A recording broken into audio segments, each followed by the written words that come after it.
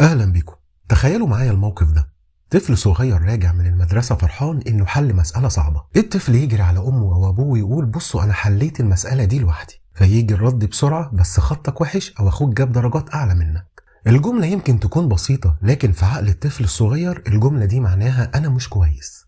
والمشكلة ان اغلب الجمل دي مش بنقولها بقصد الاذى، احنا بنقولها لاننا عايزين الطفل يبقى احسن او بنكرر اللي اتقال لينا واحنا صغيرين. لكن علم النفس بيقول حاجة مهمة جدا، الطفل بيبني صورته عن نفسه من الكلمات اللي بيسمعها من أهله. وفي الفيديو ده هكلمكم عن 7 جمل بنقولها لأولادنا كل يوم لكن ممكن تضعف ثقتهم بنفسهم، والأهم من كده إزاي نقول نفس المعنى بطريقة تدعم الطفل بدل ما تكسره. نيجي للجملة الأولى، أنت غبي. أحيانا الطفل يعمل حاجة غلط، يكسر حاجة، يغلط في واجبه أو ما يفهمش الدرس بسرعة، فنقول بدون ما نحس أنت غبي. المشكلة إن الطفل ما بيفهمش الجملة كتعليق على السلوك، هو بيفهمها كتعريف لنفسه. يعني بدل ما يفكر أنا غلطت بيفكر أنا شخص غبي. ودراسات علم النفس بتأكد إن الأطفال اللي بيتكرر معاهم الوصف السلبي بيبدأوا يصدقوه.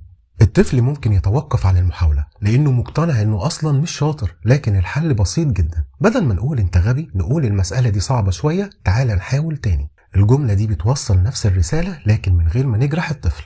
الجملة التانية، بطل عياط أو مفيش حاجة تستاهل. كتير من الأطفال لما يعيطوا بنقول الجملة دي فورا. المشكلة اللي قدامنا صغيرة لكن بالنسبة له كبيرة جدا. لما نقلل من مشاعره الطفل يتعلم حاجة خطيرة، إن مشاعره مش مهمة، وده ممكن يخليه يكبت مشاعره أو ما يعبرش عنها. والأفضل إننا نقول أنا شايف إنك زعلان، تعال احكي لي. الجملة دي بتعلم الطفل إن مشاعره مهمة وإن في حد بيسمعه.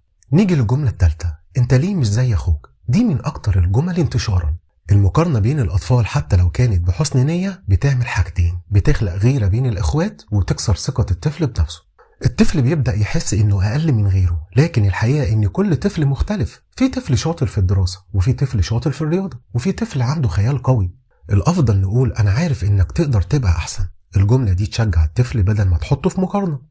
الجملة الرابعة، أنت دايما بتغلط. كلمة دايما خطيرة جدا لأنها بتخلي الطفل يحس إن الغلط جزء من شخصيته. الطفل بيبدأ يفكر طالما أنا دايما بغلط يبقى خلاص، لكن التربية الصح نركز على السلوك مش الشخص، فنقول التصرف ده مش صح بدل أنت غلط. فرق بسيط لكن تأثيره كبير.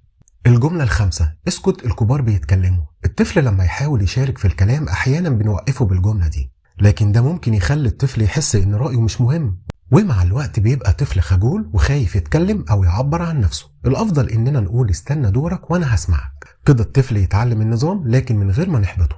الجملة السادسة، لو عملت كده مش هحبك. دي من أخطر الجمل لأن الطفل بيفهمها كده إن الحب مش ثابت، يعني ممكن يتحرم منه، وده ممكن يخلي الطفل خايف أو بيحاول يرضي الناس طول الوقت. لكن الطفل محتاج يحس إن حب أهله غير مشروط، فنقول أنا زعلانة من التصرف لكن أنا بحبك. كده بنرفض السلوك مش الطفل. الجملة السابعة، انت فاشل. الجملة دي يا جماعة بتدمر الطفل تماما لانها بتزرع فكرة ان الفشل جزء من شخصيته، لكن الحقيقة ان الفشل جزء طبيعي من التعلم.